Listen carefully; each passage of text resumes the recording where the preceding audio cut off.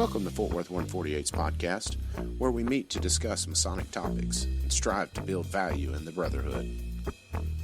The opinions and statements of the participants do not represent any positions or stance of any Grand Lodge or Lodge and are solely the viewpoints of the participants.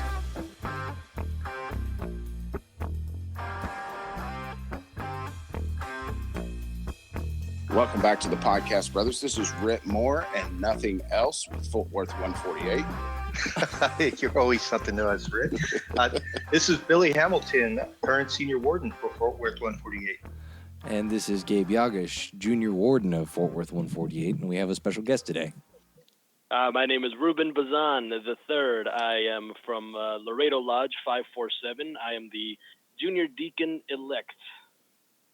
Did I say that? Yes, junior deacon elect. Our installation is actually this coming Saturday, so I'm back in the line. Oh, back in the line. Okay. Right. Nice. Did you step out for a little bit, or I did. I'm actually a member of Zapata Lodge as well, Zapata 1402. In Laredo, the highest chair that I got to was senior deacon, and in Zapata, I got to senior warden. This was in around 2013, I believe. I dropped out of the line because I was traveling a lot for work. I didn't want to do a disservice to the fraternity and to the lodges, so I backed out. And so I think even with my baby boy who was just born, 7 weeks ago, I think I have managed to find the time to get back into the lodge as much as I want to. And, I'm ready to go. I love that. Yeah. Nice. You find out where you can squeeze it in. I'm sorry? You find where you can squeeze it in. Yep, exactly. So, I'm excited about it. I was steward 1 year, too, for Laredo Lodge. Being my year as steward, I had a lot of fun, actually. A lot of people don't like being steward. I found it very rewarding. I'm used to hosting, too. I think I channeled my, my inner Mexican or something. Just have this need to make sure that everybody's well fed and that the food is good. And I actually really enjoyed being steward. If I ever make it to past master, I wouldn't mind doing it again, to be honest. Oh, look at you go. Yep. No, I mean that's what I my parents are from Costa Rica, so I refer to that as channeling my mother. Yes, exactly. Fantastic. That's awesome. Well, we've got some discussion questions on the docket. Ritt, do you want to? Yes. I can tell you added these on here because we'd been talking about some of this stuff. Go ahead and kick us off with the first one. So the first one I wrote up kind of as a parody. So what's up with the storage room? Anteroom. So the thing I see a lot is that nobody wants to clean it out, but a certain amount of guys in lodge, and they run into a bunch of brothers that are like, yeah, don't mess with that stuff in there. What do you do? Does it belong to anybody? See, you're asking the right questions. Because what I see, and what I see on lodges, guys just get upset when they hear no. It's like, man, try to find the middle of the road here. I mean, are the things being stored there actually essential and there's nowhere else they can be stored? It has to be in the lodge. Yeah. Okay. Is there some things we can get out of here, like this box of old candidate shoes? It's a little moldy. So, let's move it out. Here's where I would start getting super annoying with the law book, and I would start telling if there's like an Eastern Star, light box in there. Y'all know what I'm talking about, the giant pentagon-shaped light box. Yeah. I know it's got a real name. I just don't remember what it's called. If there's an Eastern Star light box, or you're storing your Royal Arch gear in there, or the Rainbow Girls have their thing, or whatever, in your anteroom or candidate the preparation room, that's when you whip out the law book and you go, according to Article 223, it is not permissible to use anything else other than these items in the preparation of the candidate. And actually, that's Article 127. Sorry. Article 127. Article 127 says you can't use anything other than what's in Article 223. So you say, this can't be used. Now, do I actually believe that? No. But can you use the law book to your advantage? Absolutely. What you're saying is, do I want to be that guy? Yes, I want to be that guy. And, Right. and I'm going to modify this quote so that it's air safe. But according to a past grandmaster whose wisdom I find particularly valuable, the whole point of the law book is to screw the other guy. So that's a warm up. So yeah, it's like when you're at a bar with a friend and you're having an argument and you whip out Google to see who's right about it. Right? Yeah, that's exactly. Kind of the best use of it. Is yeah, but really though, guy. there's always a space. Like there's rarely going to be an occasion where you can't find somewhere that you can't shove something, right? Right. No. And also, let's be real here. Most lodges have at least 2 rows of seats, right? And I'm not saying that this is appropriate necessarily, but when was the last time you packed your lodge that you needed all the seats? Chances are you might be able to fit a lot of stuff behind the 2nd or 3rd row of seats. And then that way, clear out the anteroom. All the guys that don't want to get rid of the stuff, you didn't get rid of the stuff. You just hid it behind the seats. You're fine, right? So, but the correct answer is follow Marie Kondo and ask, does this spark joy? And if the answer is no, check it out. Well, just tell it you made me happy once and throw it out. so and my take on this really is that the candidate is the one who's probably going to look at the stuff in the anteroom more than anyone else, because as he's sitting there waiting for the moment when his degree begins, he is going to be freaking out looking at everything he possibly can. So the stuff you have in your anteroom, is that what you really want him focusing on in one of the most nervous moments of his life? As he is sitting there in the anteroom by himself, overhearing your officers screw up the opening ritual and listening to them joke with each other. Now. Somebody's pessimistic. Yeah. So, I don't know. Sometimes I'd like to be hypercritical because it draws more attention to the problem at hand. Dave, you already sound like an old past master. Yeah. Well, I am a past high grumpy. priest. I am a past high priest, so that works. No, for me, the whole thing about this is Billy mentioned it, that they're freaking out in there, but they are hypersensitive to what's in that room, because if this is going right and they haven't got a bunch of ribbing or goat jokes beforehand, they're a little bit nervous about what they're going into. So they're just looking around that room, taking it in, and there's probably going to be something in there he'll never forget. Make sure it's not an old shoe kind of thing. But also, you're going to have to do the work to make that happen. You can't just go and launch and say, hey, we need to clean that room up. Have a plan. Where could it go? Can things be consolidated? Take a walk around your lodge room and figure out, why things are where they are and if things could be shifted around to fit some of that in there. Mm.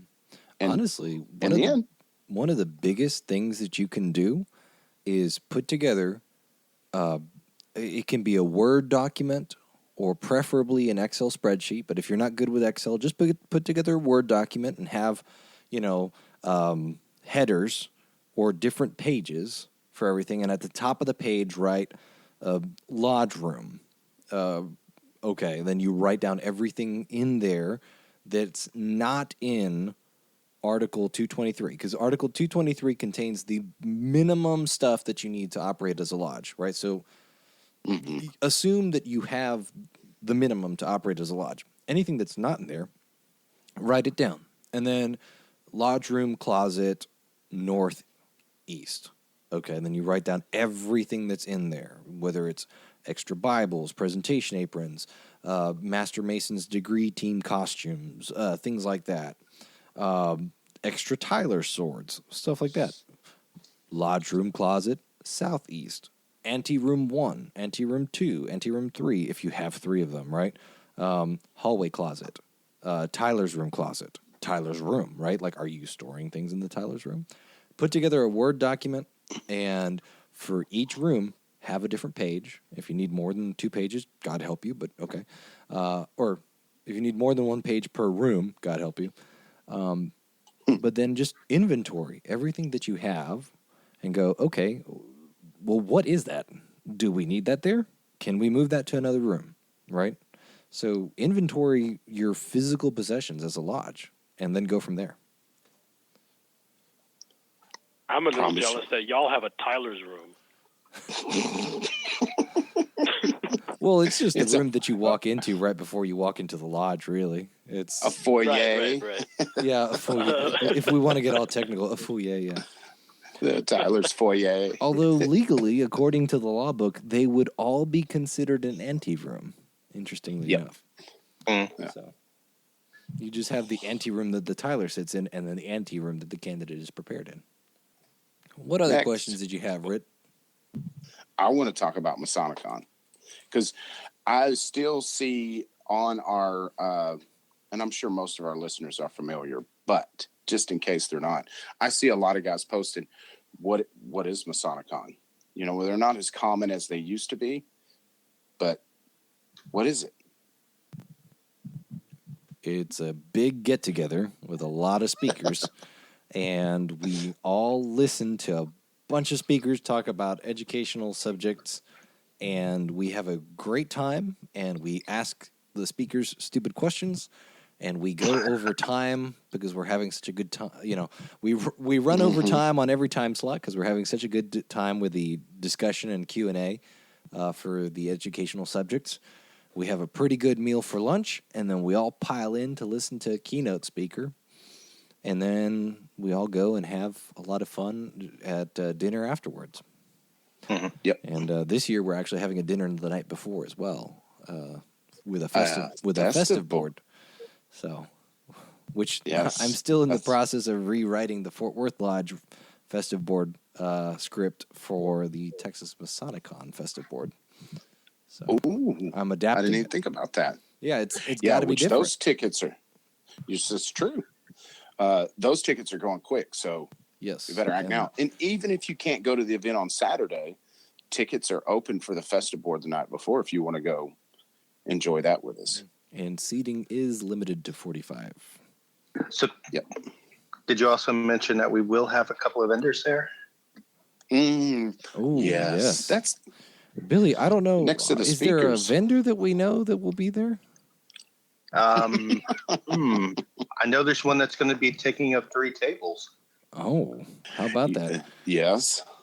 Is there one that specializes in etchings and laser engravings? There may be. I heard something about that.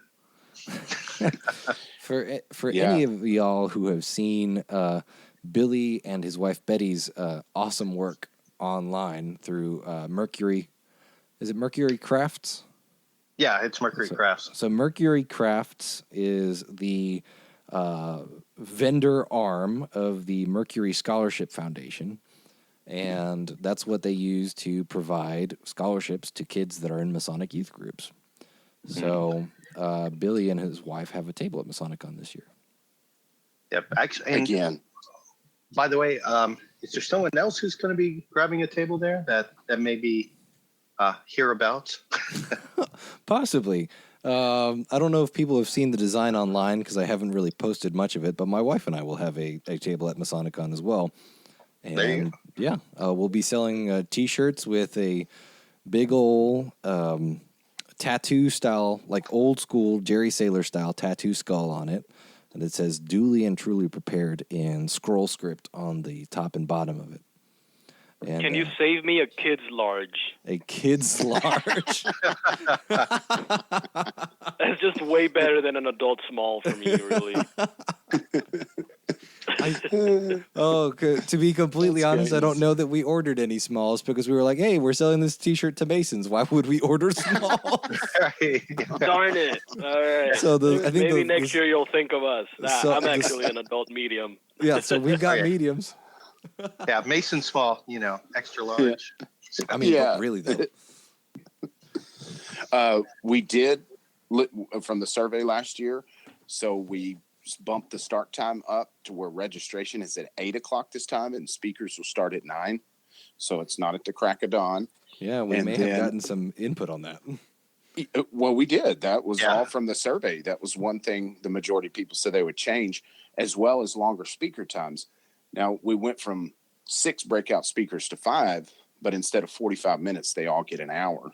Yeah, and that 15 minutes makes a huge difference, because then they can shoot for a 40-minute talk and like 15 minutes of Q&A, and you still have 5 minutes to, use the bathroom, grab a drink, whatever. Yeah, well, and I did, of course, you'll have breaks in between to where while the next guy sets up, you can chat with the speaker, for 5 or 10 minutes. Right. Or fellowship with your brothers, or go buy something from the vendors. So that's something else you get out of ordering a ticket, is afterwards we will ask your opinion and we will actually pay attention. Yes, because unlike many Masonic bodies, we actually listen to our clients. How about that? And of course, lunch is provided. I think we're having Pearl Snap burgers this year. Pearl Snap Kolache's burgers. Oh, yeah. They're delicious. So, yeah, you'll be well taken care of. Great speakers. Let's see. We've got Paul Rana, Jim Rumsey, Joseph Wages, Kevin Main, John Tolbert, and the keynote is Brent Morris. Yep. So the big 6, huh? Oh man, no, not a single one of those are lightweights. It really and truly, almost every one of them could be a headliner. Yep. Jim Rumsey, his presentations are on point, and he's such a good orator. Right, and you're guaranteed. I've heard great things about all of them. Really. Yeah. Well, and we really had a great time with the guys that came up from Laredo last year. So this year that you're coming up, we're glad to have you in person. So. I'm excited to be there, man. Yeah, I was not able to attend last year at another event out of state, but I shelled out the $69.13, tax included, and I'm excited. What I'm not excited about, I'm actually flying in that morning. The flight is at 5:30. Yes, the flight is at 5:30 in the morning. I should be in DFW at 6:30, dropping off my stuff at a hotel, and then just driving over. Wow. Sweet. Fantastic. So the good thing about that, though, is you should have just about your pick of seats, because I've noticed those early morning flights like that are the only ones where actually I see openings. Yeah. So, folks, this week our episode is a Fraternal Spotlight with our special guest, Brother Ruben Bazan III. And as already mentioned, he's from Laredo. And so we're here to talk with him about himself and about Masonry in Laredo. Well, thank you for having me. I'm honored to be a guest on this episode. I've been following the podcast for quite some time now. Happy to be here, boys. Oh, sweet. Great to have you. Ruben, can you tell us a little bit about yourself outside of the Masonic lens? I'm 35 years old, 35 years young, I'll say. I just became a father for the first time. Congrats. Congratulations. Thank you very much. A little Mason in training, hopefully. My boy is 7 years old. He's Ruben Bazan the IV. And, I just became a dad. I'm a customs broker, which at the risk of sounding condescending, means that I am licensed by the government to clear goods in and out of the country. And I explain what I do because around 95% of the time they think I'm a customs agent. And no, that's completely different. The customs agent actually stands at the bridge welcoming people into the country. A customs broker makes sure that the goods that are coming into the country are complying with all the laws and things like that. You have to be licensed for that. I'm a dual citizen, so I'm licensed in both the United States and Mexico. Most of the shipments of my company are going southbound, which go into Mexico. But that's what puts food on my table. I was a columnist for a magazine here in Laredo for about 7 years. Writing is my passion, so I was able to do that. I'm kind of a news junkie too. So for a number of years, I taught communication studies at the university level here in Laredo at TAMU. And other than that, I enjoy Scotch, but that's as fancy as I get. I'm a t-shirt, boots, and jeans kind of guy. I do have a pair of Teskey's boots that I wear proudly. So awesome. Yeah. Fantastic. Yeah, I love them. And I moonlight. Well, I wouldn't say moonlight. It's at 6 p.m. I have a daily radio show here in Laredo as well. Oh, nice. Cool. So what is it like a talk radio show, or is it music, or what do you do? It is talk radio. It's Monday through Friday from 6 to 7 p.m., so I'm lucky enough to have the afternoon drive. And it's just contemporary issues, current events. I play music. I have guests from all over town. I've been doing that for a couple of years now, almost 3 years. I've had my own show for almost 2, but I've been on the air for about 3 and some. Gotcha. That sounds fun. I love it. I get to talk into a microphone and nobody talks back. I get to share my opinions. I actually really like reaching out to the community. So it gives me the chance to, talk to members of the listeners and, people that are interested in the same things that I am and how to improve Laredo. And it's been really rewarding. It's a passion of mine. It's a hobby that pays, and I wouldn't give it up for anything in the world, man. It's been a trip. Yeah, that sounds like fun. I'm also a Freemason. I don't know if I mentioned. Oh, that's really weird. How did you learn about this podcast? Yeah. So speaking of, what a coincidence. When did you join, and how old were you? I became an EA and this is a little embarrassing, I became an EA in 2011, entered in 2011, passed in 2012, raised in 2013. Oh, you took your time. Look at you. I took my nothing time. embarrassing I'm about proud that. of you, man. Yeah, Yeah. don't worry. It took me 2 years from the time I was initiated until I was raised as well. Yeah, so life gets in the way, man, and but I'm here and I'm ready to go. I was about 27 years old at the time when I became initiated, and I had to repetition for advancement and everything. So Yeah. And but I think it's important that we point out that, because there is a sense of shame because it's, if you go past your year, you have to repetition. But, there's something to coming back to it, because a lot of guys are like, oh, I went past my year. How embarrassing. And they don't ever come back. Yeah. So we should be able to, celebrate the fact that guys are doing it on their own terms. Own free will and accord kind of thing. That's important to us. Correct. We've had we had a guy who was an EA for about, I want to say 25, 30 years. Mm-hmm. And then he finally came back into the lodge and he finished his work and he was raised. May have been even more. Maybe been even like 40 years.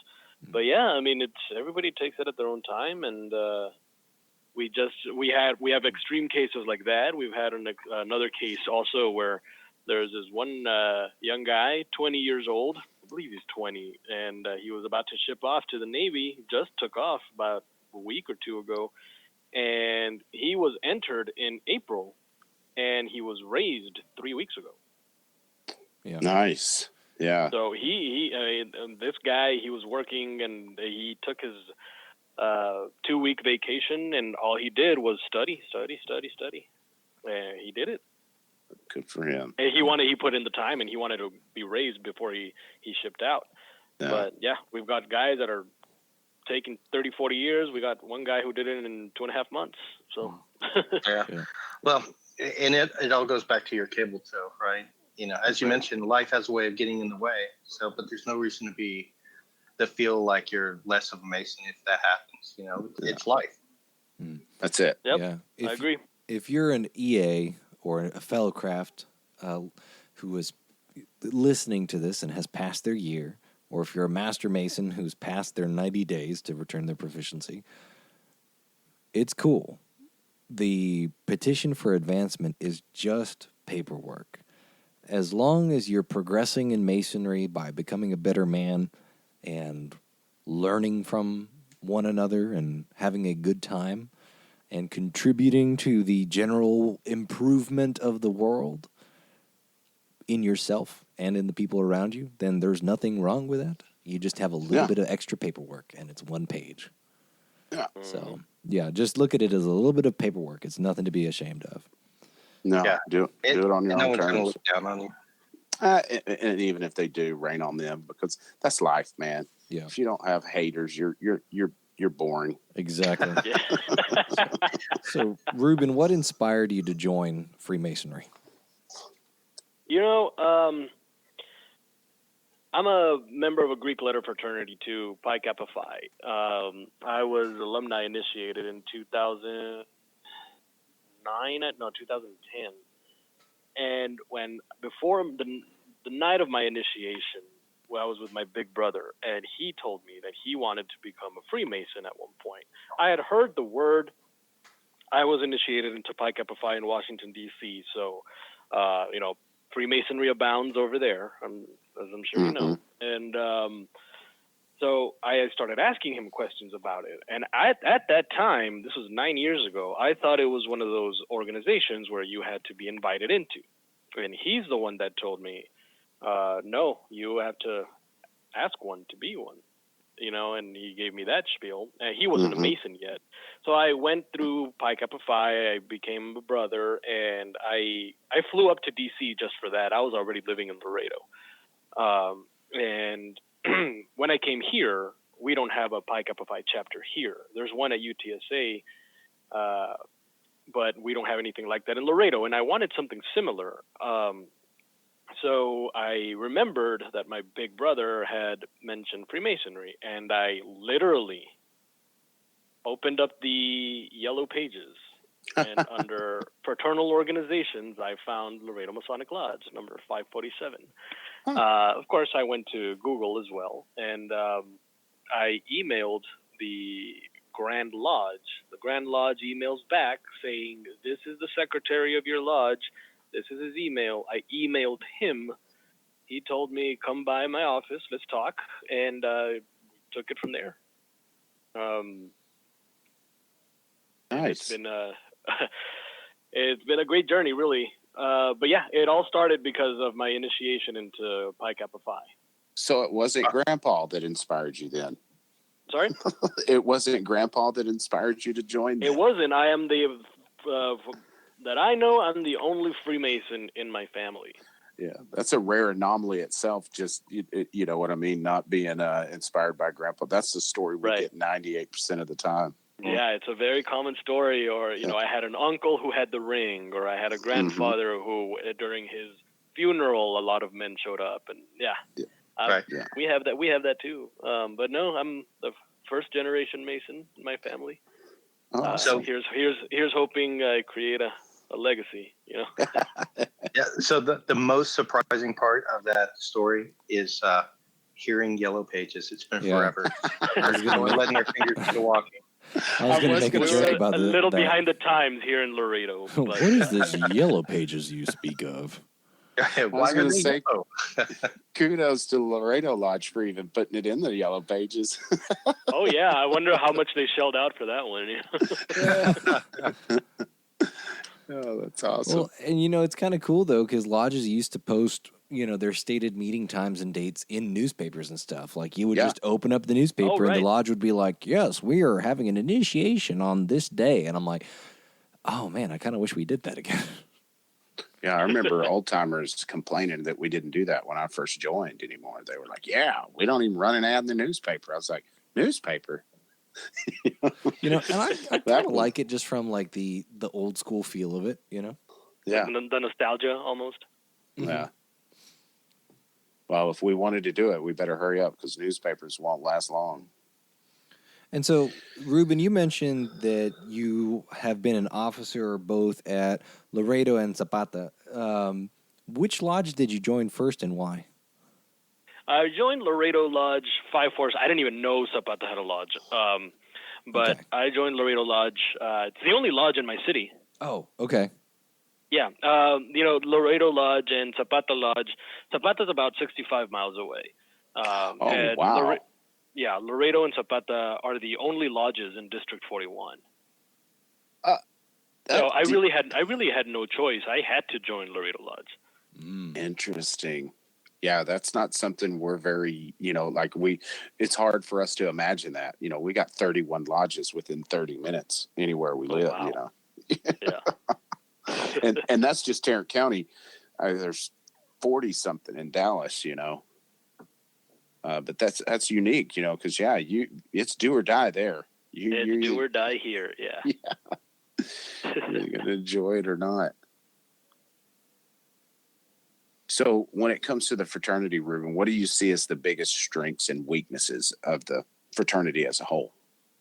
It has both, just like, any organization, really. For me, the biggest strength is that, Freemasonry offers the chance for guys to, improve their own character while at the same time working with other people that are different from them, to improve the world. It's one of the things that I like the most is that when people from different backgrounds come together and they're working towards a common goal.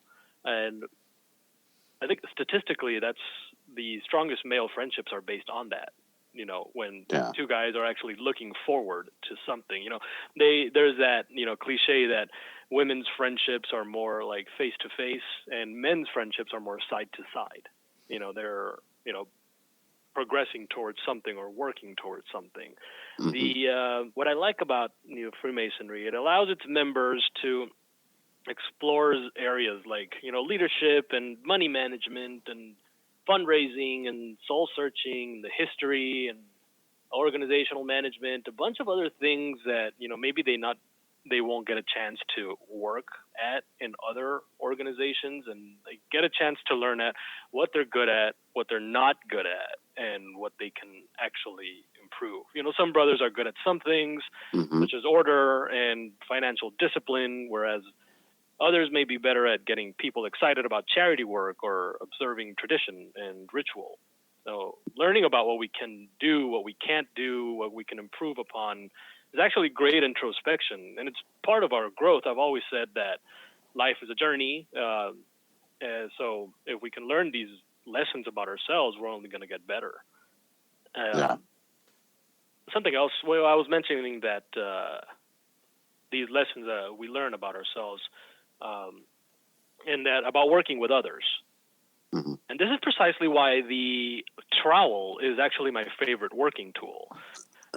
I grew up in a growing city, and I'll never complain about it. I was born in Laredo, Texas. I was raised in Nuevo Laredo, like on the Mexican side, and then I moved when I was 18 to Washington D.C. I attended private schools my entire life. I won't complain about my education, my upbringing, and my circle of friends has been the same one since kindergarten, which means that very rarely were we exposed to people who didn't go to our schools or who knew our parents. Yeah. Much less were the opportunities to spend time with people who had, different faiths or who were from another race. And of course, it doesn't help that Laredo is 98%, Hispanic or Mexican. But, I went to college out of state, and, that's where I first stepped out of my comfort zone for the first time and began really interacting with people who were different than me. And Freemasonry further pushed that on me, and I love the idea of people from everywhere coming together under a common goal. Yeah, I love it. So I think those are two of the biggest strengths of our fraternity. Talking about weaknesses, and it happens with organizations that have been around for a very long time, is the aversion to adapt. Mm-hmm.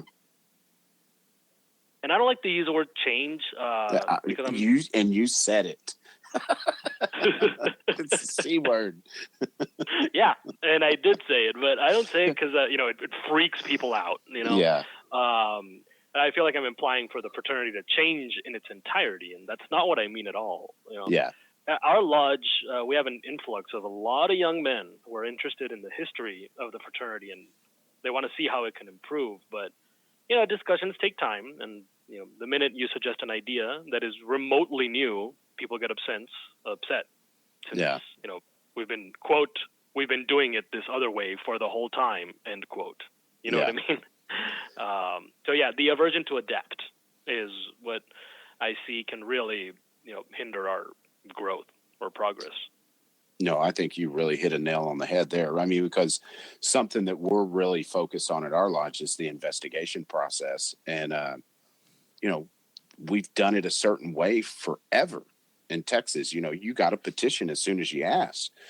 And it served us well for many, many years, over a century. But, when it comes to guys coming off the internet, that doesn't work anymore. So that's one of those things that, have to conform to the way things are done in society now. It's the same as going from the pen to the typewriter. Those are the kind of changes we're talking about. Yeah. Nothing to the core of it, but when it comes to being relevant in society, nowadays you have to market yourself. I mean, everything. Exactly. That's how most things are run now. Like you said, it's not at the core. We're not going to change that. We're not going to change Freemasonry, inherently. Yeah. But our approaches are different now. Yeah. And there's a big difference between marketing and recruiting. Nobody wants to recruit, especially the younger generation. That's what they love about it, is there is no recruiting. But there's a difference between that and marketing. We have to be able to adapt to those kind of changes that society throws at us. We've done it all along. That's why we've lasted so long. Exactly. So I think we kind of discussed how we improved the weakness. So what's your favorite aspect of Masonry and why? Honestly, my favorite aspect of Freemasonry is the friends I've made. Being surrounded by people who have the same personal goals that I do. And we all understand the life struggles that we go through, and I love learning from each other and growing together, and it really binds us a lot more. Again, learning to work with other people. I had no friends who were Freemasons. None of my family members were Freemasons. I went in there alone, just the way I did when I took off to college. I took off by myself, and it's like, you hit the ground running because you really don't have a choice. Learn to adapt with other people. Like I explained a while ago, I grew up in a really close-knit community where everybody was comfortable because everybody knew who everybody was.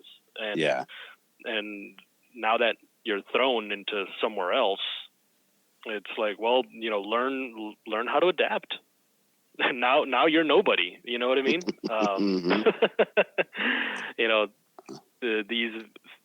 These societies have been around for a while. Either the college one or the fraternity one or Freemasonry, or they've been around for a while. You adapt. You run with the wolves now. I learned how to interact with other people that were different than me. And of course, now I love all these guys. They're some of the greatest guys on this side of heaven. Yeah, there's no doubt. I mean, that's a great explanation, because there's so many. I mean, just the connection of you to this podcast, because I made friends with Robert Marshall through Masonry. You did the same. He connected us for this podcast. The way that it reaches out just seems mystical and magical at some points, I love it. Yeah. Shout out to the wizard. Shout out to the Waco wizard. The Waco wizard. Waco. That almost sounds. That's awesome. I'll just call him History Bob. History Bob. History Bob. That makes sense. Yeah. So we ready to jump into subject questions? Sure. So the first one we've got on here is, what is the population of Laredo? We're a little over 260K strong and growing. Yeah, we've been growing pretty quickly too. We've had around a 10% increase in the last 10 years. Currently the 10th largest city in Texas, and I'm actually proud to be from here. So about a little over 250,000. So you only have one lodge there with that many people? That's right. Wow. So like you mentioned that you do have some young guys coming in. What do those numbers look like interested candidates? What are you asking about? How many guys are we initiating a year, or? I guess, yeah, maybe that, but just a sense of, because everybody that's interested doesn't come in, you don't actually initiate. They may go one way or another, but in general, how many do you have, interested in joining on a monthly basis or yearly basis? Well, let's say out of, I don't know, maybe 15 a year that come by, we'll initiate 7. Nice. In a year, 7 or 8. It can go up and go down, depends. But off the top of my head, I remember we initiated about 7 guys throughout this last Masonic year. And they've been progressing too, which is obviously important. That's the key. But they're they're young. One of them is 19 or 20, and the oldest one, I still consider them young, in their late 30s or reaching 40, and they still want to be a part of it. And they come by, they don't miss a meeting. We meet twice a month, second and fourth Mondays of the month. They're there for the meals, they're studying, they're asking questions about, who's available for, memory work and things like that. I'm excited about it because we have been having, some really nice guys, some really good guys interested in the lodge, and they reach out through the Facebook page, and everybody's always kind of saying who's going to answer them first, because there's about 3 or 4 of us that administer the Facebook page for Laredo Lodge.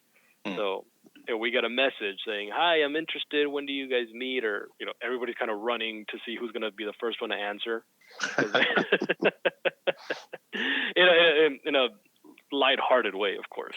Yeah, well, that's key, because if you don't respond pretty quick, they'll, they could feel, disheartened. Yeah. So move on.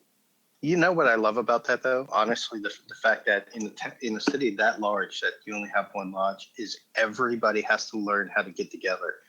I think one of the things that we have going on in our area, because we have so many lodges, sometimes when people take things the wrong way or get a little upset, maybe with or without reason, they just go to a different lodge. But there you really have to learn how to work through your differences. Right. Yes. That is a plus of having just the one lodge, because I have heard stories of, brothers that you know what, I kind of had a falling out with the boys from so and so lodge, so I'm just going to join this other one and petition for that one, or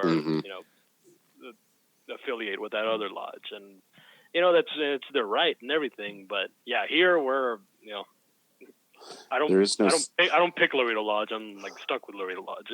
Yeah, there is no second parachute. Exactly. But it kind of, I kind of get the feel that it would still have a small town kind of mentality, because there's not a lot of towns around it, right? There are, but the majority of the people that go to Laredo Lodge are from Laredo. Yeah. Nuevo Laredo, on the other hand, just across the river, is larger than Laredo, Texas. I'd say about 600,000. That is pretty big. The outskirts of Nuevo Laredo are vast. So I believe there are about 6 lodges in Nuevo Laredo, if I'm not mistaken, and they're all in Amity. Bunch of great guys too. We often invite each other to visit each other's lodges. We love welcoming them into 547. We've seen the degrees that they put on in Mexico, which are vastly different than the way we do things here in the good old US of A. A lot of pomp and ceremony. So, yeah, Interesting.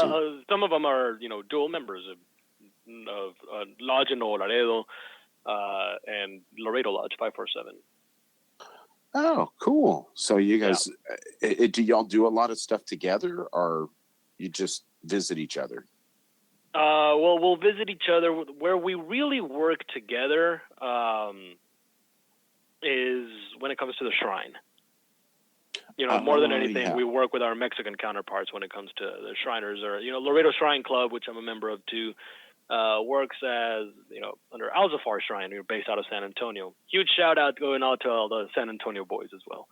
And Aneze Shrine in Mexico, particularly northern Mexico, and they work very closely with us and helping get children to the border, applying for humanitarian visas so the children can get the help that they need in either Galveston or Houston.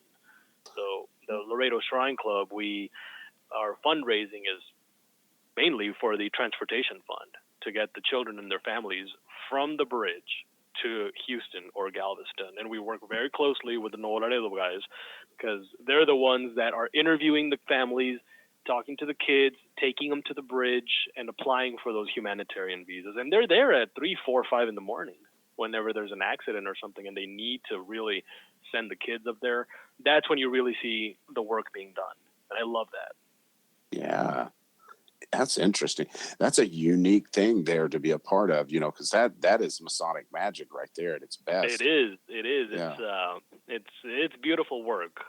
It's not to toot our own horns or anything, but when I see it come together, when all the gears are put in motion, that's when you say, you know what, this is all worth it. Yeah. Interesting. No, that was my next question, was what you guys, being so close to the border, what y'all would do together. But that, I didn't expect to see anything like that. Yeah. I'm thinking of some big fiesta you guys throw that I don't want to miss or something. Oh, well, if there's something Laredo knows how to do is throw a big party. And y'all are welcome anytime. You guys know that, right? Road trip. Road trip. Yes, I'll put you guys up here. I'll, get you good and tacoed up. Oh, you guys will be fine. Yeah. Yeah, man, taco. No, actually, that kind of segues into the next question, because this is something I've heard about before. Brother Marshall had brought it up to me, is the George Washington birthday party that's held in Laredo. The WBCA, yes. Is it his birthday or Masonic birthday? It's his birthday. Birthday, okay, gotcha. Yeah. The WBCA stands for Washington Birthday Celebration. That's the association. And ever since the late 1800s, 1898, I believe, Laredo has been celebrating Brother George Washington's birthday with a month-long party that, personally, I don't get. I was going to ask, because I saw it on Day Tripper on PBS. I don't know if you're familiar with that, Chet Edwards or whatever, but he travels around Texas, and he went down there, and it was like, well, how did this get started? Why is Laredo revere him so much? But I mean, don't get me wrong. I'm not complaining in the slightest. It's a lot of fun. The entire month is filled with, festivals and carnivals and jalapeno eating contests and concerts, pageants, parades, air shows, fireworks, a debutante ball. My sisters were involved in it. Parades, you name it. There's a youth parade. There's, food everywhere. Again, it's a month-long party, really. And even when we have guests coming in from out of state, they usually mention, Laredo throws the biggest birthday party for George Washington, and for really no good reason. Like, there's no real tie. I don't really believe George Washington ever visited Laredo or anything. So there's no real tie. Not that I know of. Maybe if I dig deep into the archives, I'll find some kind of connection. Yeah. They love celebrating George Washington's birthday here. The Shriners from San Antonio, they come down and they participate in the parade every year, and you get to smile and wave to everybody, and it's a grand old time. But it's actually a lot of fun, and if you guys want to check it out, It's been in the paper, in the Post. The congressman that I used to work for, he'll fly down. And one of the most beautiful events about that, about the WBCA or the entire month-long celebration, is they have an event in which they close the bridge, the international bridge, so all the cars have to evacuate. The Mexican government from Nuevo Laredo, or city council, they're on the Mexican side on foot, and then the Americans were on the American side, of course. And then each country sends two children dressed in traditional Mexican or American garb, and the two pairs of children will walk towards the middle of the bridge and give each other a hug. It's called the abrazo, and it really strengthens the connection between Nuevo Laredo and Laredo, Texas. And it's for me, it's the most beautiful part of the entire ceremony of the entire month. What was the? I'm sorry. Go ahead. No. Because they're little kids, and they're my niece was the abrazo child representing Mexico last year. Yes, in 2018. Wow. My sister was the abrazo child also in 1990, I believe, or 88 or something, representing Mexico as well. And of course, these kids are 9 years old. So to them, it might not mean so much, but it's cute to see. You're trying to get them involved in, the civics of, the border town. And they give each other a hug, and then both mayors from both towns also meet in the middle, and they'll hug too. And it's kind of symbolic of the relationship between both cities. I think it's beautiful. After that takes place at around 7 a.m. And then once that's done, bridge opens up again. Everybody lines up for the parade, and everybody has a really good time. And that's the end of the birthday celebration. That's where everything ends, really. I'm sitting here thinking of Fort Worth and Dallas mayor hugging it out in Arlington. Hugging it out or duking it out? Yeah, oh, man. More like duking it out. And so, as usual, you forgot Arlington. Arlington is only scenery for you, isn't it, Red? Yeah. Yes, it is. Shout out to our brothers from Arlington, whom we dearly love. Yeah, that's middle ground. They're in between our fight. Stop digging the grave, Red. It's awesome, though. No, that is a cool tradition, though. I really like that.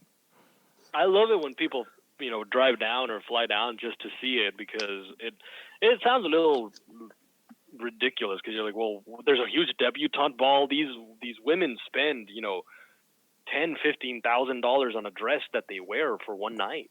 Wow.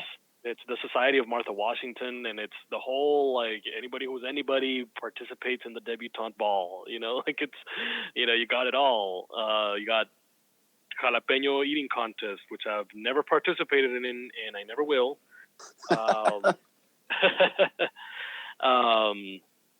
But there's something for everybody, which is great. Yeah. Oh, that's interesting. That's a cool tradition, no doubt. I mean, who's not game for a month-long party anyway? Exactly. Yeah. So, what can you tell us about the history of your lodge? Well, we've been around for 138 years. Mm-hmm. We were founded December 12th, 1881. We've moved a couple of times. We were, back then it was only downtown. Yeah. It was the only part of the city. And then from there we moved up a little bit north. I believe we've had 3 locations, 3 or 4. I believe the most current one, our lodge right now, has been there since 2001. We've actually never, and, depends on who you ask. Some people will say that's great. Some people will say, oh, really? Wow. We've never repeated a worshipful master. Oh, that is interesting. Yeah. Huh. I mean, because I know in our early days, we had one guy that went 10 years straight. Really? Yeah. It was not uncommon. Yeah, there were a lot of lodges that did that.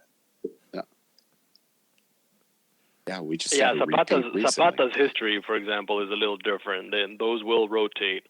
But Laredo Lodge, we've never had not that I remember, repeated worshipful master. It's always somebody new.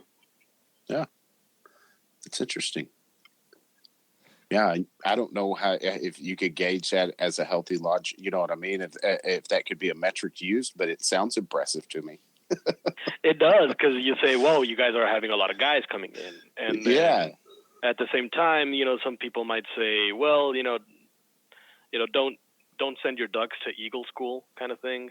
Or like not everybody. I love everybody. But they say, maybe not everybody's. What's the word I'm looking for? They're just not built for it. Not built for, but to be a worshipful master. That's right. Yeah. Exactly. Where some people will say that. Other people will say, well, everybody should get the chance at least once. Yeah. But we have a pretty strong lodge, so yeah. If you want to do it, I'm going to be right there helping you get ready for it. We'll get you ready for it, but you might not be, because God knows I wasn't when I got thrown into that position, and I don't want anybody to go through that. It's no fun. No, exactly. I know brothers that say, I never want to be worshipful master. Yeah, that's cool. And that's fine, yeah. Do where you fit in. But I'm totally stealing don't send your ducks to Eagle School. That is such a sly way of being a complete just butthole. I love euphemisms like that. Yeah, I got that from a book that I was reading on leadership, actually, and how to empower certain people. And it always stuck with me. Just there are some guys that are not good at certain things. Don't send your ducks to Eagle School. Yeah, that's greatness. That's awesome. So, where are we at? Okay, so Brother Marshall, he had mentioned too that you had worked on Capitol Hill in D.C. What did you do there? I did. I worked for the congressman that still currently represents the 28th Congressional District of Texas, which is my own district. Mm-hmm. He was when I went in, I believe it was his first or second term. But I went from intern to deputy press secretary to press manager, liaison for the Congressional Hispanic Caucus. I was there for a number of years, and my job was to be in touch with the press and the media from the district. Yeah. So drafting his releases and preparing his interviews and things like that. But I loved it because I was able to communicate my boss's work to the people of the district, and that was really rewarding too. As an intern, you do a little bit of everything. I used to give tours of the Capitol building and all that fun stuff. So, interesting. Was one of the first jobs I had. I was still in college when I was doing that. And I'm very grateful to the congressman who gave me the opportunity to work there because, I was a kid. I was 21 or something. Talk about a fast-paced, high-pressure gig too. What a way to get you broke in. Exactly. Yeah, it was the first job and only job really that I've ever had where I had to wear a suit and tie every day. So it also made me, feel snazzy and important. Yeah. Well, I mean, as much as we're all disgruntled with our politicians, they are doing important work. Yeah. So yeah, I did that for a number of years. Again, it was very rewarding work. I miss it. I have a DC-shaped hole in my heart at all times. I miss the district. Yeah. But glad I came back too, because life brought me back here to Laredo, and I never would have met such fine gentlemen like yourselves and the boys from Laredo Lodge, and every Texas Mason that I've met has been so great to my soul, really. Yeah. I love the path that I took, and let's keep going. Yeah, exactly. That's interesting. That's really cool. And so were they looking specifically for somebody from the 28th district, you said? Yes, 28th district. No, well, I started off as an intern, and I'm not going to lie, y'all are probably going to make fun of me, but yes. That's okay. Well, the girlfriend that I had at the time, we're already making fun of you. Well, she told me, hey, I'm going to go visit the congressman that represents Laredo. You want to come with me? And I said, okay, fine. I had never been on Capitol Hill, really. I'd driven around, but never in the halls of Congress, And so we went up to his office and we shook his hand and said hi. And my girlfriend said, Ruben wants to intern here, which was not true. I had never said anything of the sort. Oh, no. So she threw me in there. And then he said, just give us your information and we'll give you a call and we'll get you started. And I'm not going to, this is where you're really going to make fun of me. I had no idea what the difference was between a Democrat and a Republican. Oh, that's amazing. I literally did not know because because one, I was raised in Laredo, so I was more, I knew a little more about Mexican politics, and I've never really been a political person. It's difficult for people to know what my political affiliation is. Some people say I'm super liberal. Some people say I'm super conservative. Really, and on the air, I don't talk about it. So, So I had to ask my friends, hey, I'm starting an internship, and I don't know. He's a Democrat, but I don't know what he does. I don't know what they believe in. So my friends in D.C. had to give me like a crash course on party politics. And then when I was working there, I realized that nobody was from Laredo. I said, well, okay, at least, the congressman has one guy that knows the people down there or know what we think like, or, what I mean? Wow. It wasn't a prerequisite at all. It just really, I found it to be, it makes sense for me to work here. Mm. But you were like basically the only lifeline back to Laredo in terms of like representing actual constituents. Okay. Wow. Exactly. That's that's crazy to think about. And then we had another girl that actually started working there. She was from Laredo too. I believe at most we were just 2 or 3, and then she moved back to the district office. So yeah, I was the person from Laredo that worked there the longest at that time. Wow, that is crazy. So, a serious subject that we want to talk about is security at Masonic lodges. Your lodge. It wasn't me. It wasn't you. No. Now, I played the fifth. Was your lodge vandalized? It's yes and no. Yes and no. It's yeah. Can you tell us a little bit about it? Because I remember that there was an incident. Okay, well, I've been privy to 2 instances, and I'm not really sure if one of them is considered vandalism, because I'm going to give the wonderful people of Laredo the benefit of the doubt. But there's this one of the emergency doors from the lodge room that goes out is one of the back doors that nobody ever uses. It kind of opens up to, where the AC units are in the back.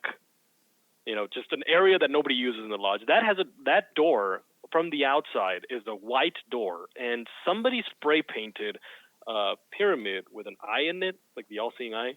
Yeah. And but they were clearly, it was not one of us. Somebody went with a stencil and spray painted the pyramid with the eye in it, and it has been there ever since I've been a Mason. And nobody bothers to clean it up. It's kind of part of the charm of the lodge now. That's kind of cool, at least. So you guys adopted it and took ownership of it. Exactly. And it has been mentioned, hey, the thing in the door, yeah, somebody will get it, and it's not that big. It's maybe like if you cut a sheet of paper in 4, it's kind of that big. Oh, so it's really small then. It's maybe, it's like the size of an iPhone 10, maybe. Oh, wow. So it's pretty small then. Well, at this point, you just got a clear coat on top of it and preserve it. Yeah, it's like just put some contact paper or something, because we've mentioned it. I remember somebody spray painted. Yeah, is anybody going to take care of it? Nah. Maybe. At one point, it's kind of part of the charm of the lodge now, so nobody's really ever done anything about it. Again, nobody passes by through there. You really have to walk behind the building and look at it. So realistically, it's going to be like the stewards that see that or something, Yeah, exactly. Or the Tyler who's just kind of walking around while the meeting's taking place. Mm-hmm. that was the one incident. And then there's another one. I was at home, and the group chat on WhatsApp of the lodge starts blowing up. And they start saying, "Oh, I just drove by the lodge. Have you guys been there? There's a dead cat outside the door. And there are no cars there. We have no meeting today, but we don't know how long the cat has been there." And I said, "You know what? Let me go get it." So I got up. They made me put on clothes to leave my house on a Sunday. How dare they? Yeah. Really? Unacceptable. Yeah. Sundays are my lounging and watching Jeopardy reruns day. Excellent. So I got up and I went to the lodge, and there was a cat there, maybe about 2-3 meters away from the door that we all usually use to go in. But it wasn't mutilated or anything. The cat was pretty stiff, and it was heavy too. It was like a fat Siamese cat. So I grabbed it and I just threw it in the trash. So I don't know if the cat died there or somebody threw it in there or threw the cat. I have no idea. Nobody really knows what happened. But I was happy to report the next stated meeting that I picked up the cat and threw it away, and that we are now catless. So, but I really don't know if somebody went in with malicious intent to send a message or something, or just to be a nuisance. But there was a dead cat. There's a possibility that somebody put it there, but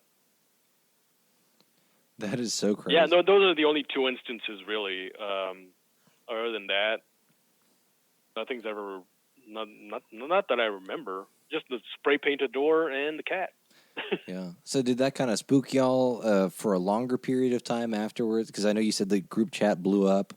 Was that something that kind of stuck with you guys for a little while, or did that just kind of, it's just a dead cat, whatever? Yeah, no, we forgot about it. We kind of started joking around after. I was like, "Hey, you should have kept it for the next stated meeting for the meal and things like that." Nasty. Just turn it into the lodge mascot, dry it out. Yeah, just kind of like taxidermy it and put it, as a watchdog or watch cat. That's who you elect as the new Tyler. Yeah. You alarm yourself with the proper implement of your office. Ring. It's already got claws. Exactly. Yeah. So it was just those two. Nobody's really scared. I'm from Nuevo Laredo. A lot of us are. Yeah. Very few things scare us. Yeah. You are one of the OGs, so to speak. We are some of the OGs, yes. Nice. So what are some of your personal Masonic goals and some of your lodge's Masonic goals? Well, I can speak personally. And, in talking to a lot of the brothers from Laredo 547, and a lot of them agree that, I guess I should go back a little bit. Our 135-year pin has the phrase "bridging the gap," and there's an image of a bridge on it. I want two things. I want to actually, stick true to that and bridge the gap between Texas Masonry or Laredo Masonry and Nuevo Laredo Masonry. I want to continue to solidify that. We have a really strong relationship with them, but I want to make that even stronger. That is one of them for me. And the other one would be having people really know who we are. We know Laredo is still a very strong, Catholic community. So, and what do, uber Catholics think about when they say Masonry? Oh, yeah. Yeah, exactly. Yeah, so I would like to, for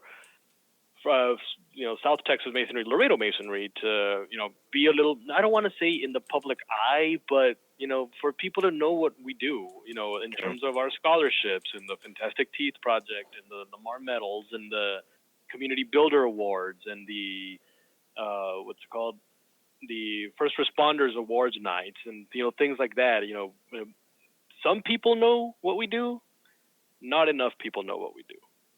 And I know we don't do it for the recognition, but just to kind of remove the stigma because of that strong Catholic presence we have here. Right. And it's funny because once you start explaining to people, they say, okay. Well, and I say, do you know what Shriners are? Oh, I've seen them in the parades, and I know they have the hospitals, and that's great. Well, did you know that all Shriners are Freemasons? I didn't know that. It's just kind of, clearing up a lot of the ignorance about what Freemasonry is. That's kind of what I want to work towards. Well, and it is possible because I know that a lot of South American countries and the Philippines, which are all heavily Catholic, are seeing like explosive growth there in Masonry. Mm-hmm. Yeah, I mean that's one of the things that, like, I had a conversation with a family member, and I'm going to be vague, although I hope he's had the discussion with more of our family. A family member of mine has become a Mason. I'm no longer the only Mason in my family, but because he lives in Latin America and that entire side of my family is very, very, very, very Catholic, he hasn't really told anybody, Oh, really? He kept it under wraps? Yeah, and he said, hey, like, I'm going to get around to telling people, right? But hey, show me around the temple, please, but, don't tell just don't go announcing it to everybody else. Like, they know you're a Mason, and that they kind of tease, they kind of make commentary about it, but it's not too bad, but I think they are fine with that because you're at a distance. I don't want them to find out yet because I don't want like an intervention to happen or anything like that. And so that was really kind of an interesting experience because, as a Mason in Texas, I go, oh yeah, no, I've got the thing on my, I've got a little decal on my car and I wear the ring and I've got a cap that has the square and compasses on it. And, I freely talk with people. Gabe, are you a Mason? Yes, I am. I'll tell you about it, right? And then, Proudly, meanwhile, my family member is like, I don't think I'm going to get in trouble, but I think I don't want to talk about it. And that's, it's an interesting conversation, especially when you mention the populations of Laredo and Nuevo Laredo, like having that really heavy Catholic population, right? Mm-hmm. Mm-hmm. Yeah, it's still something that, I mean, and funnily enough, when I got married, the priest that presided over, our ceremony, he knew I was a Mason, and he had no problem with it. So when I say that to people, they say, oh, okay, they think it's worlds apart, and it really, it isn't. One is just an established religion. But yeah, when I had a relative of mine who, I was a Mason already, but I was also like your family member, Gabe, that didn't want a lot of people to know just yet. I was kind of like that in the first maybe 3 or 4 months, and when I was in EA. Mm-hmm. And I was with this family member of mine, and I don't know what we were talking about, and she says, oh, like the Freemasons, I hear that you have to murder someone in order to be accepted. Oh my God. I love it. That's a gang. And I didn't say anything until afterwards. About maybe a month later, I was having dinner with one of the other people that were in that group. And I said, hey, this person said that, you have to kill someone in order to be a Freemason. And then he told me, oh yeah, I remember that being said. And I told him, I'm actually a Freemason too. And guess what? I never had to kill anybody, And he said, oh, wow, so you're a Freemason too. This was in Mexico City. And Mexico City is, Freemasonry is pretty prominent down there too. And so now that this person knows that I'm a Freemason, this family member of mine, and, she's really proud and happy, and she loves the Freemasons now, and she loves the Shriners' work, and she's donated to the hospitals, and, but a lot of people have misconceptions about it. Right. That's something that we're always going to have, because if you're wondering if it's not easy to access what goes on in a building without windows, people are going to speculate. Yeah. Well, and it's just, people will doubt something that they don't have personal experience with, Exactly. Yeah. So, Right. I've had that experience with me too. It's just, I'm like, well, I don't remember killing anybody, but but I'm a Freemason. That's funny. And I'm not a convicted felon, so yeah, that's one of my visions, is to kind of like let people know who we are, what we do, what we're about, and why we're so proud of the organization too. Because I'm a proud Mason, and my friends know it too. My non-Mason friends, they know that I love it, and that that I have my meetings twice a month, and for them it's they don't know what we do, but they see that I'm happy and that we're doing good work and that the guys are great, and to each their own, I guess.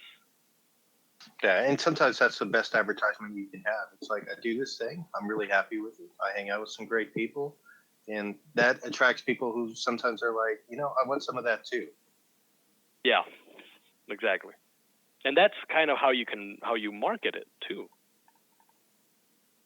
You can talk about your experience. You're not recruiting, but you're talking about the experience, and then slowly but surely, once a year, you'll get one guy that you've known for a while and says, "Hey, you know what? I'm interested." Mm-hmm. That's fantastic. So, yeah, it's all about the example that you set out. So I think this brings us to our fraternal quote of the week, which is, "The secret of Masonry, like the secret of life, can be known only by those who seek it, serve it, live it. It cannot be uttered. It can only be felt and acted. It is, in fact, an open secret, and each man knows it according to his quest and capacity. Like all things worth knowing, no one can know it for another, and no man can know it alone." That's by Brother William Howard Taft, former President of the United States. So we're going to do some closing thoughts. We'll do Billy first, and myself, and then Ruben. Rit had to leave. He had a family commitment. So, Billy, you take the reins. Yeah, so Ruben, thank you for joining us on the show. I'm still fascinated by the tradition of having the two children meet on the bridge. I mean, to me, that's such a symbolic, almost Masonic concept in itself, right? It sounds like your city is almost like an example of what Masonry should be, right? Because our goal is the brotherhood of man under the fatherhood of God. I mean, what a powerful statement to have as an actual city event. So that's fantastic. I love learning about about your Masonic history and your lodge, and I look forward to coming down there someday. Absolutely, Billy. You too, Gabe. You guys have your home here anytime, any day of the week. You guys are welcome anytime. If you guys want to make it to the WBCA, the Abrazo, and hang out for the parade too, it's a lot of fun. Y'all get to see it. Since my niece was the Abrazo child last year. So we were in the family box right in the middle of the bridge, and I was filming it. Cool. I was doing a live stream on Facebook, and I remember, I don't know if you guys know him, a gentleman by the name of Ricky Cox. I may be familiar with him. I believe Billy hangs out with him every once in a while. Well, when the children were actually giving each other the hug, I remember he commented something along the lines of, "That's what community should be like." And, that's Masonic in nature. So right now, Billy, that you mentioned it brought him to mind, because, and I mirror those sentiments too. It's a beautiful tradition, and you guys are more than welcome to come down to observe it, check it out, hang out for a whole weekend, hang out with Al Zafar Shrine. It's a lot of fun. So, and I love sharing the story of the birthday celebration that happens, because a lot of people, we kind of still don't understand why it happens, but we're not complaining. It's beautiful, it's awesome, and it's fun. Right. Yeah, no, that is a tradition that I would really like to go and see in person, and I think it would be very worthwhile to organize like a lodge trip of sorts. Yes, field trip down to Laredo. Oh man, that would be a lot of fun. Oh yeah. Yeah, Ruben, are there any thoughts you'd like to leave with our listeners? Well, no, I just want to thank you guys for inviting me. It's an honor to talk with you guys for quite some time about Masonry, and congratulations on the podcast. Y'all do a great job. Oh, It's I love listening to it in the morning. You guys have had some great guests, and I'm honored to be among those guests. Thank you so much for everything you do for the fraternity. I'm looking forward to seeing you guys at MasoniCon. So it's gonna be some good times. And I just want to give a big shout out to Laredo Shrine Club, the Laredo 547.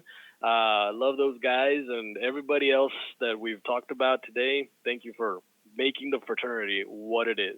This because of the guys of this fraternity that makes me proud to be a Mason. It's not much the history. It's not the rings we wear or the decals. It's the quality of the gentleman that Freemasonry attracts. That's why I'm so proud of it. So I want to give a big thank you to all Masons out there for making the craft what it is. Oh, fantastic. So, folks, if you would like to learn more about Fort Worth Lodge or the podcast, you can visit us at www.fortworth148.org. You can find us on Facebook. We are at Fort Worth Lodge 148. Our email is fortworthlodge148@gmail.com. And you can learn more about Texas MasoniCon at www.texasmasonicon.com. That's texasmasonicon.com. We are at Texas MasoniCon on Facebook, Twitter, and Instagram. The event itself is on July 27th, and you can pre-order tickets for $65. And we do have a festive board on Friday night. Yeah, by the time this episode comes out, it will be about a week and a half away, I think. So, yeah, get your tickets while you still can. Ruben, is there any contact info or show info that you would like to leave with the listeners? And how can I catch your radio show? Actually, you can. Well, my show's live from 6 to 7, Monday through Friday. If you go to www.xhgts.com, that's xhgts.com, and just click on that sexy play button, and you'll hear me yakking away for an entire hour, Monday through Friday at 6 p.m. And I'm on Facebook too, Ruben Bazan the Third, RUBEN BAZAN the Third. Like me, follow me, add me, whatever it's called. That's pretty much it. Our Laredo Masonic Lodge number 547 Facebook page. Just look us up there too. And again, I want to extend the invitation to every Texan Mason out there to come by, visit Laredo Lodge, and make yourselves at home here too. Fantastic. Billy, do you want to sign us off? I'll start. This is Billy Hamilton signing off. This is Gabe Yagish signing off. This is Ruben Bazan, Laredo Lodge 547, signing off. Thank you boys so much.